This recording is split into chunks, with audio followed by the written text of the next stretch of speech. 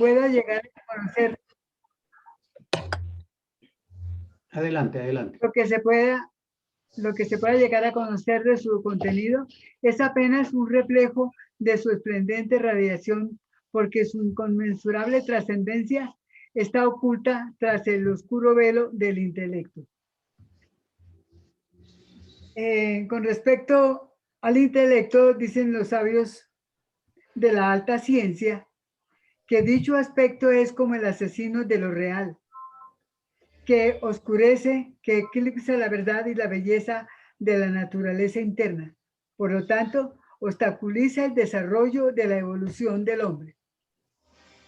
Este aspecto del intelecto, desde luego, que no corresponde al tema de hoy, pero ante tan rigurosa aseveración emitida por los grandes instructores de todas las edades, veo la necesidad de tratar de hacer claridad al respecto, especialmente para quienes todavía no hemos llegado a la comprensión de esta realidad. Al decir esto, sé que voy a provocar una conmoción en la psique de las personas que desconocen estas verdades, ya que por lo regular se admira el gran intelectualismo. Siempre escuchamos decir, fulano es un excelente intelectual, pero por lo regular, por lo general, se puede apreciar en su comportamiento sus deficiencias, su prepotencia, su orgullo, su vanidad, su frialdad, su intolerancia, su egoísmo, su personalismo. Estos individuos se consideran sabios del mundo, exigen neciamente pruebas tangibles sobre las cosas espirituales. No aceptan y mucho menos pueden comprender los rigurosos preceptos de aquellas divinas e inmutables leyes de la vida, que, por cierto, rigen su propio destino. Siempre se limitan a aceptar aquello que alcanzan a percibir por medio de los sentidos físicos, nada más. Por ello, se debaten en la oscuridad de la incertidumbre. El tema al cual vamos a tratar de adentrarnos es de sentido altamente espiritual. Allí no podemos llegar con las impertinencias del quebradizo intelecto, sino con el corazón iluminado por el amor y la admiración contemplativa. Por eso, vamos primeramente a investigar muy brevemente a qué se debe ese hostil comportamiento del intelectualismo. La verdad es que somos directos responsables de esos nefastos aspectos. En la mayoría de las personas no hay interés ni voluntad para esclarecer las variantes significativas del intelecto, como por ejemplo su origen, sus funciones, el porqué de sus deficiencias, de sus limitaciones y algo sumamente delicado. Por lo regular, se desconocen los métodos aptos para orientar, para canalizar su poder, su servicio en el proceso de la evolución humana.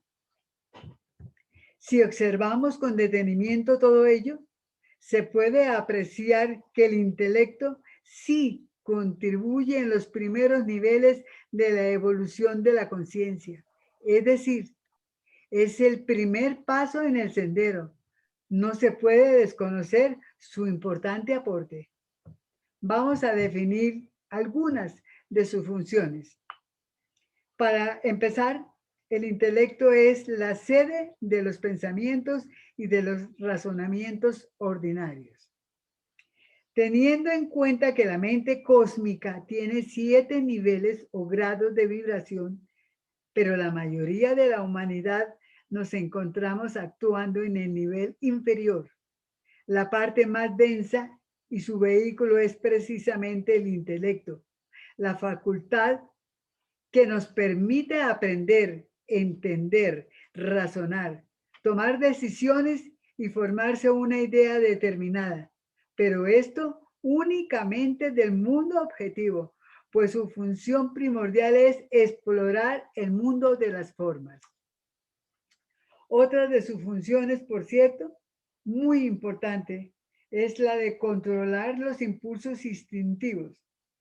siempre tendrá que hacer este trabajo de organización, de clasificación, de armonización, para que el hombre pueda ser utilizado por las corrientes divinas. Ahora vamos a averiguar el porqué de sus limitaciones y falencias. Por su intermedio se conocen evidentemente muchas cosas, mucha información, muchos datos, pero son cosas teóricas, superficiales, que no llegan a la profundidad del ser. Lo que se aprende intelectualmente se graba en ciertas capas del cerebro, pero son capas superficiales donde la inmensa información no trasciende. Por lo tanto, están sujetas al olvido. Teniendo en cuenta que el intelecto es una facultad de la mente y que para progresar espiritualmente es un imperativo que el individuo obtenga control sobre su mente. El problema está en que, por lo general, la mente y el cuerpo de deseos trabajan mancomunadamente. Si la mente estuviera bajo el control del espíritu y lo asistiera en la dirección del vehículo de deseos, entonces éste se convertiría en una poderosa fuerza para el bien. Pero lamentablemente no se tiene ni el conocimiento ni el valor para controlar estas dos poderosas fuerzas. Por lo tanto, se generan todo tipo de limitaciones, de pasiones y tendencias que solo apuntan a la satisfacción de los intereses personales y a las necesidades puramente materiales. Para el intelecto, el intelecto todavía no es inteligencia en sí. Esta es otra de las razones por el cual es demasiado limitado, demasiado impuro y egoísta. Sus soluciones son siempre mediocres.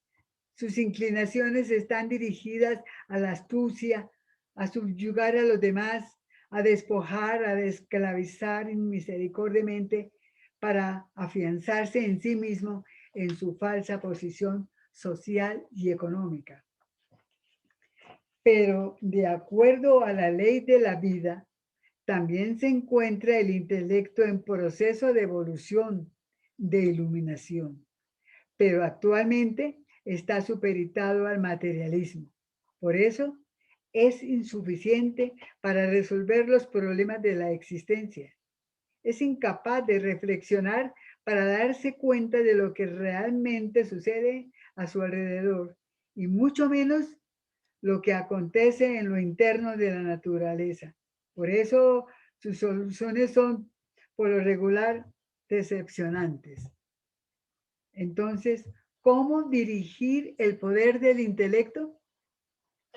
Sabemos ya que el intelecto sí es un elemento útil e indispensable en el proceso evolutivo del ente humano, pues ha sido instituido precisamente para ello, por la inteligencia superior, es decir, la inteligencia divina, para que los individuos puedan actuar sobre la materia. Por esta razón, lo que debe inspirar su actividad es su purificación y su espiritualidad. Esto es lo esencial, la pureza, la sublimación de este potencial para conectarle con el mundo superior, con la supraconciencia, para que sea tan luminoso como el sol, ya que el verdadero destino del intelecto es la luz. Pero ¿cuál es el método para sublimarle? De acuerdo al orden de la ley cósmica, a través de la meditación, de la imaginación y de la contemplación, se le sublima, se le impregna con la luz del espíritu, con la luz de la divina sensibilidad, de donde se deriva el poder de la intuición. Esta divina facultad de la intuición es superior a la clarividencia, pues esta solo tiene la visión objetiva del plano astral y mental. Pero esto tiene sus peligros, Puede aterrorizarse o maravillarse. Eso es todo. Depende del estado de evolución del practicante. La intuición emergente de la sensibilidad es autoridad superior a la razón. Trae directamente al hombre aquellos brillantes mensajes de lo desconocido que son el principio del conocimiento superior. La sensibilidad es la luz de la vida, la que a la vez nos integra armoniosamente con la realidad espiritual del cielo y de la tierra.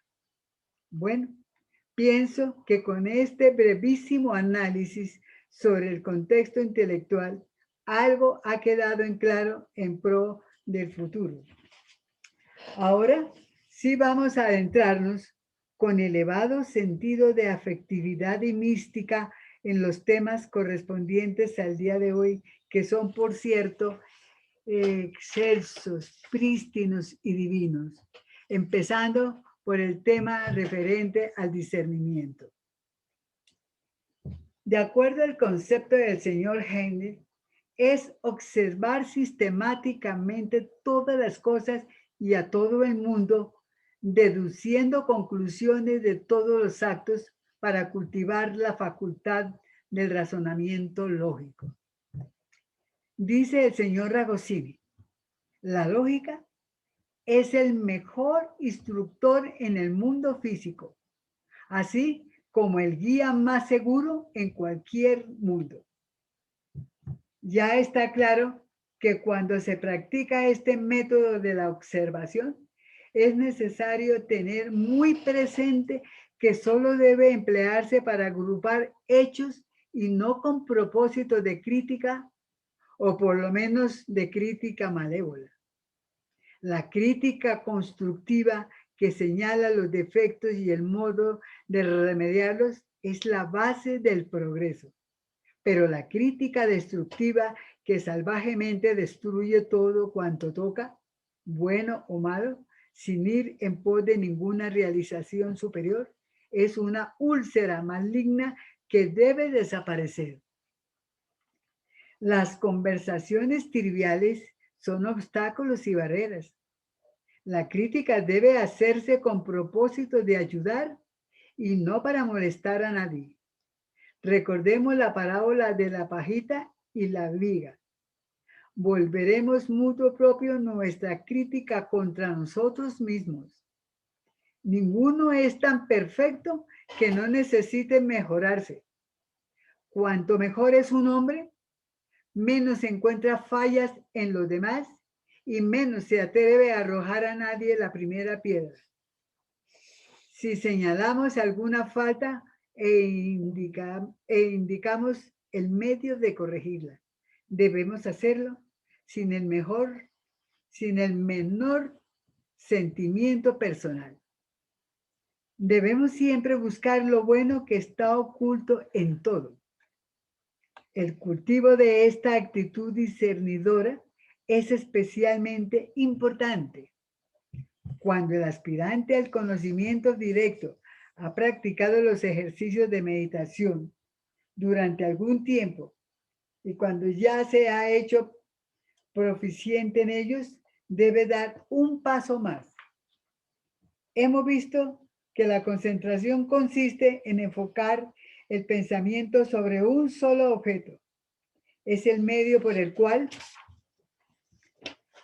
construimos una imagen clara, objetiva y viviente de la forma sobre la que deseamos adquirir el conocimiento.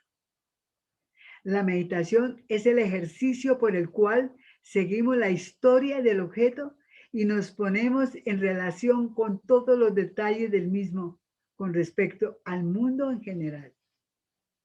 Estos ejercicios se refieren en la más profunda manera imaginable a las cosas y conducen a un estado más elevado, penetrante y sutil de desarrollo de la sensibilidad que se refiere al alma de las cosas, es decir, a la contemplación.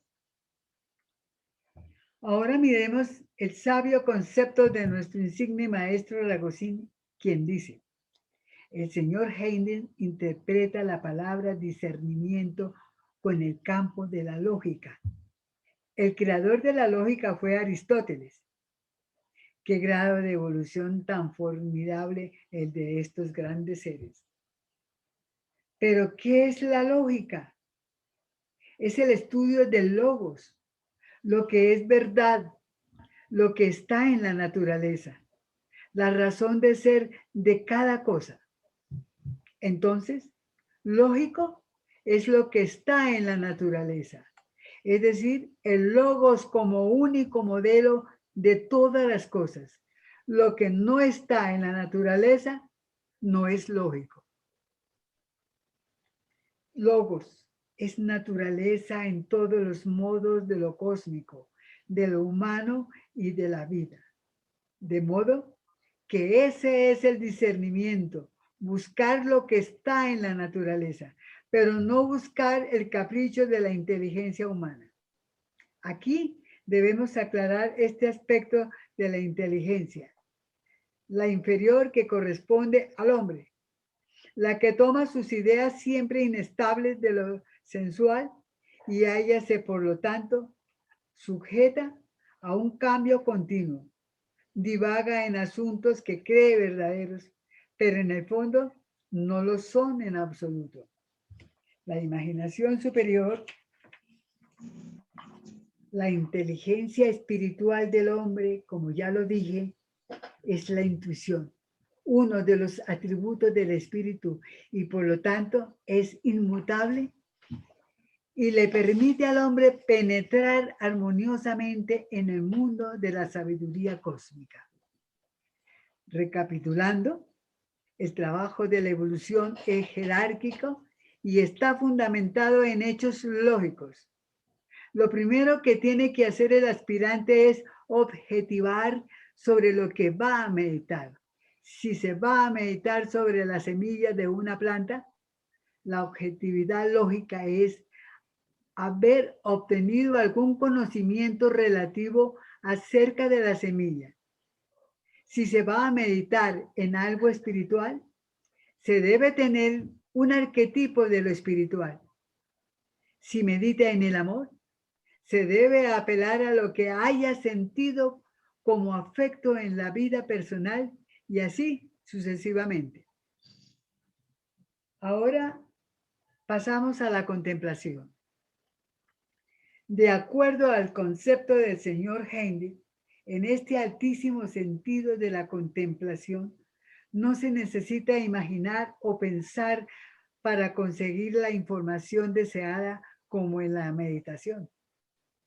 Aquella consiste simplemente en mantener el objeto ante la visión mental y dejar que la esencia de aquel nos hable. En posición armoniosa, estar alerta, esperando la información que vendrá con toda seguridad si hemos ya alcanzado el debido grado de desenvolvimiento. Entonces, la forma del objeto parece desvanecerse y vemos únicamente a la vida en acción. La contemplación nos enseña todo lo referente al aspecto vital, así como la meditación nos enseñó lo referente a la forma.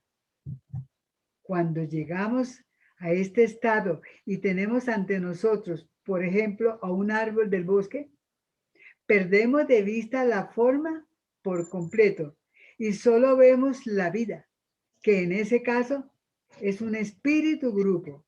Nos encontramos entonces, para nuestro asombro, con que el espíritu grupo del árbol comprende también a los diversos insectos que de él se alimentan. Cuanto más ascendemos en los dominios de lo invisible, hay menos formas separadas y distintas, y la vida una predomina más completamente, imprimiendo sobre el investigador del hecho supremo, de que no hay sino una vida, la vida universal de Dios, en quien en realidad vivimos, nos movemos y tenemos nuestro ser. Como bien sabemos, Los minerales, las plantas, los animales y el hombre, todos sin excepción, somos manifestaciones de Dios y este hecho suministra las bases de la fraternidad. Una fraternidad que lo incluye todo, desde el átomo hasta el sol. Repito, porque somos emanaciones de Dios. El ocultista comprende claramente que la vida universal fluye en todo lo que existe.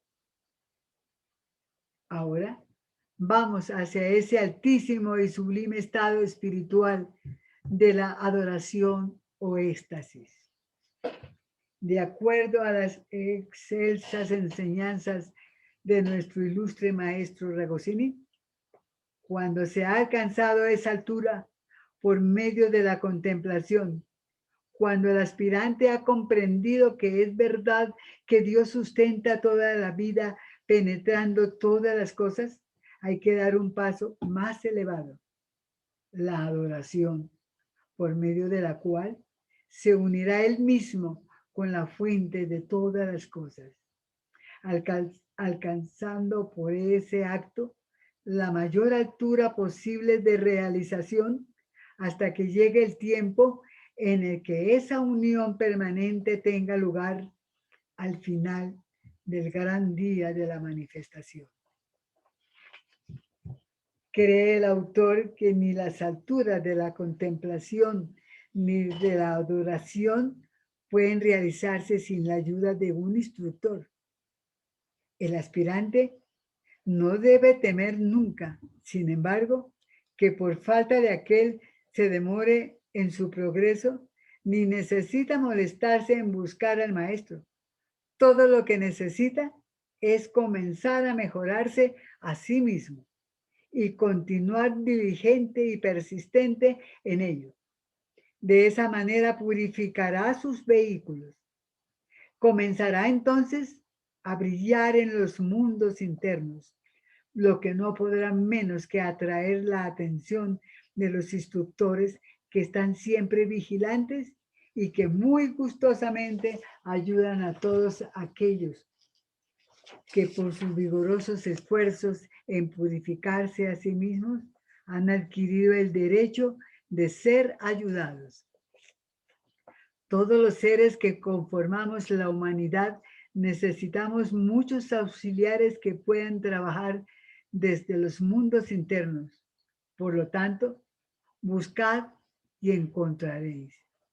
Pero eso no vayamos a imaginarnos que por ir de un instructor a otro estamos buscando.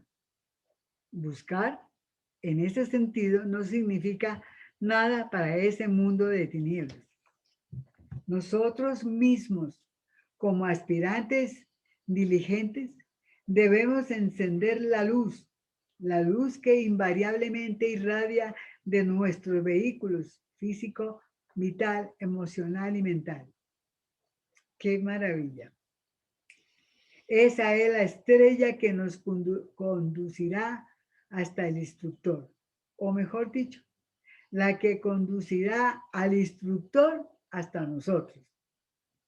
El tiempo requerido para producir tan anhelados resultados por medio de los diversos ejercicios varía con cada individuo, dependiendo de su aplicación, de su estado de desarrollo y el karma pendiente. Por consiguiente, no se puede establecer un tiempo general. Algunos que están ya casi prontos obtienen resultados en poco tiempo. Otros tienen que trabajar durante años y quizás durante una vida entera sin obtener resultados visibles.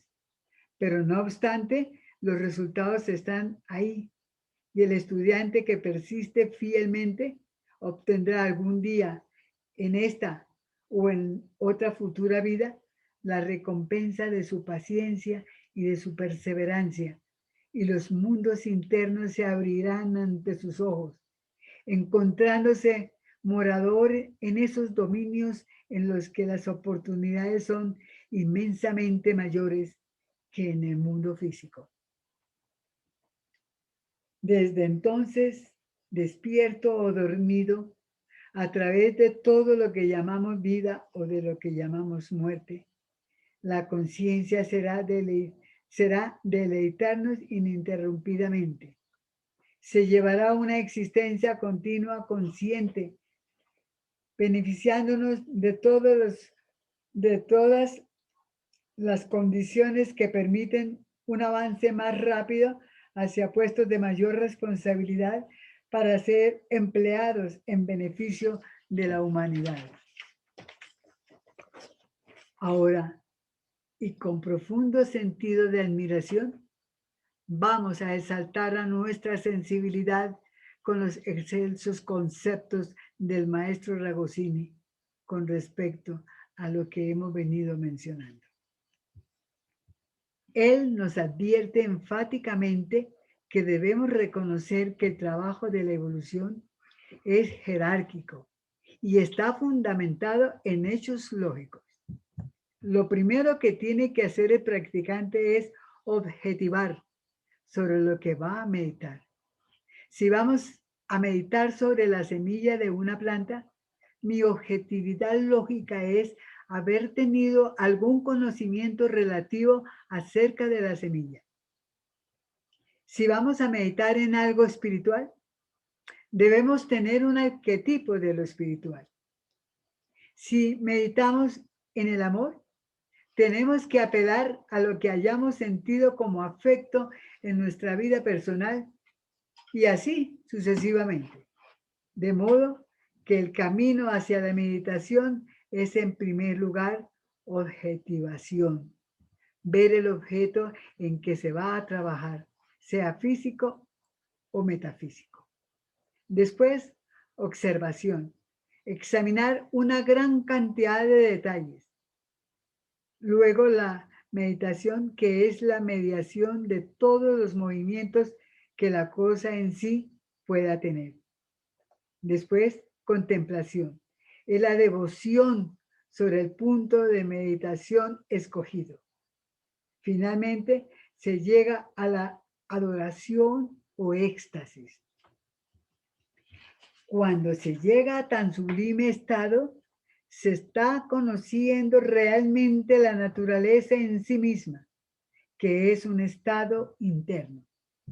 En esa contemplación estática, el ego ve exactamente la esencia de las cosas. Por ejemplo, si se trata de una planta, puede escuchar la vibración molecular de su constitución, ver el germen inicial y el movimiento de las moléculas para la estructuración de cada una de las partículas que constituyen la planta, y así un vidente puede saber exactamente si la planta es venenosa, nutritiva o curativa. Eso es éxtasis. Entonces, el orden jerárquico del trabajo que debe seguir a través de la lógica de la naturaleza, del logos, de la verdad, de la ciencia es objetivación, meditación, contemplación y éxtasis. Este es el camino jerárquico del trabajo interno que debemos seguir para elevarnos desde las etapas más elementales de desarrollo hasta las más altas de la conciencia. Pero no hay que creer en ello, dice el señor Ragosini. Hay que meditar, hay que aplicar la lógica para saber si es o no verdad.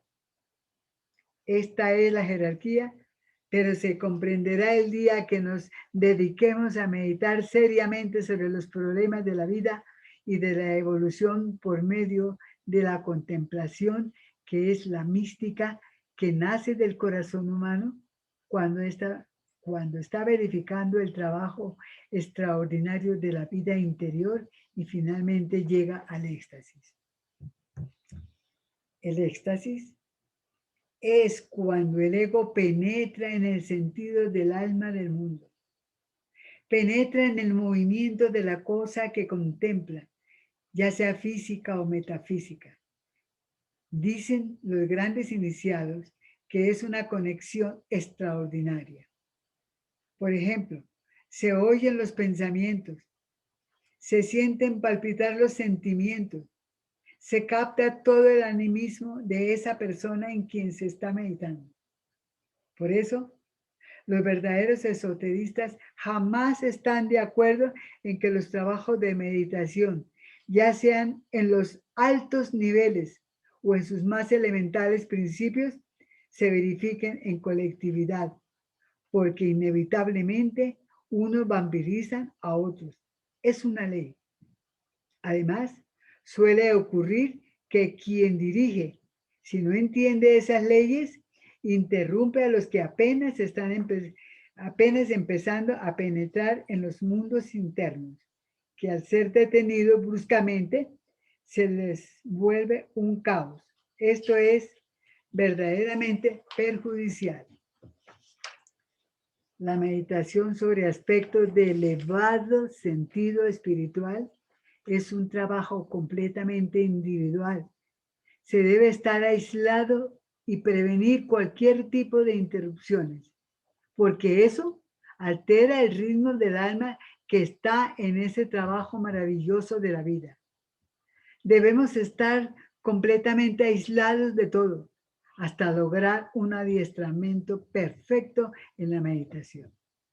Actualmente en el mundo está generalizada esta práctica en grupos sin regulación alguna, sin importar el grado de evolución de cada uno de los integrantes, quienes por lo regular están penosamente cargados de impurezas en todos los aspectos de su constitución humana. Y así, en esas nefastas condiciones y con simples explicaciones superficiales, se pretende despertar esos sagrados centros llamados chakras.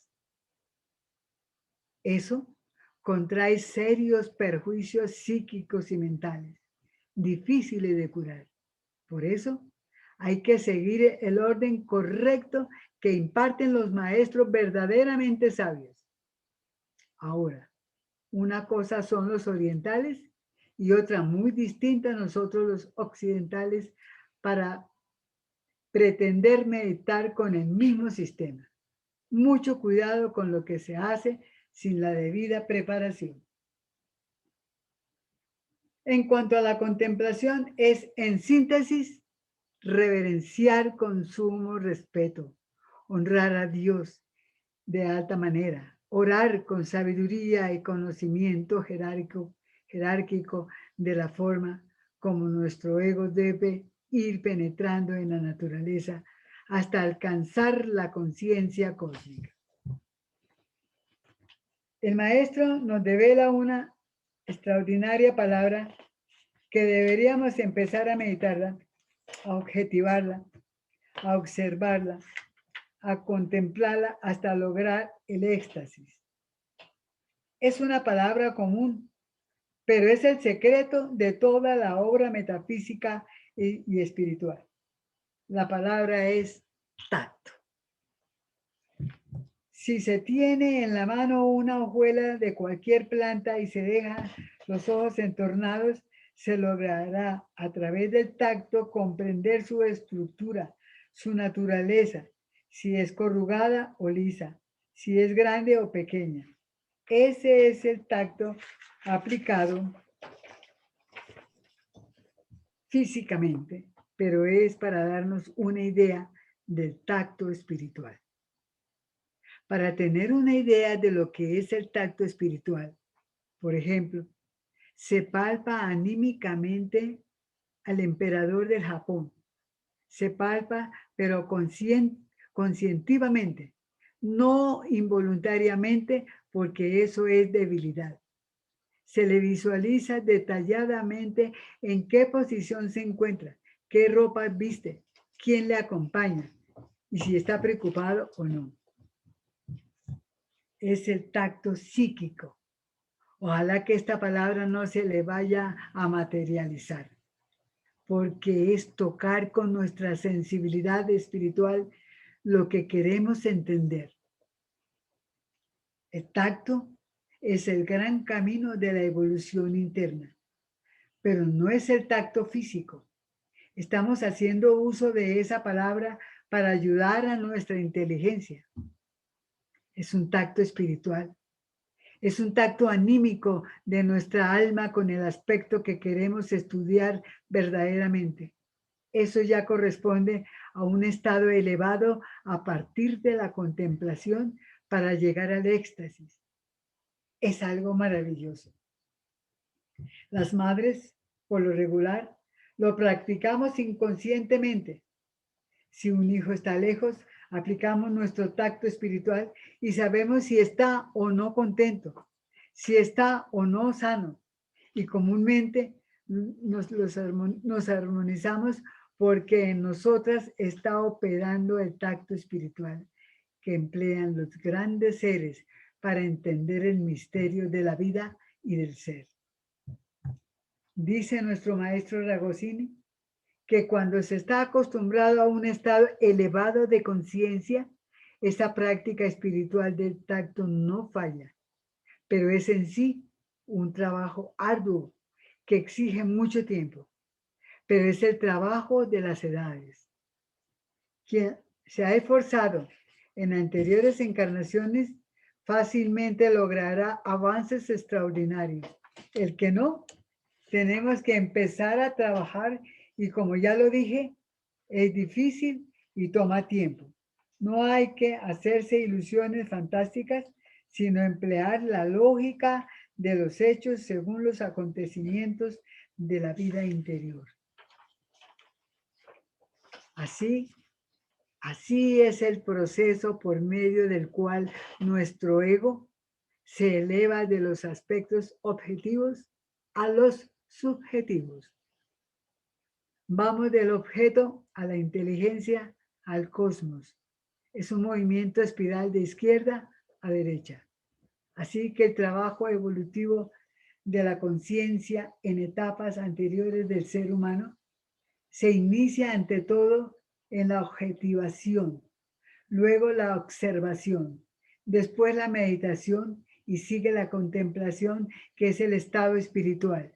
Finalmente el éxtasis, que en el alcance relativamente supremo del alma, con la cual quiere sentir, vivir, amar, saber y comprender. Los verdaderos botánicos que han estudiado las plantas, siguiendo este método de investigación, pudieron entregar a la humanidad el fruto de su conocimiento ya definido. El doctor Krumheller era un hombre muy especializado en el tacto espiritual. Él decía que cuando iba a una ciudad no entraba directamente en ella,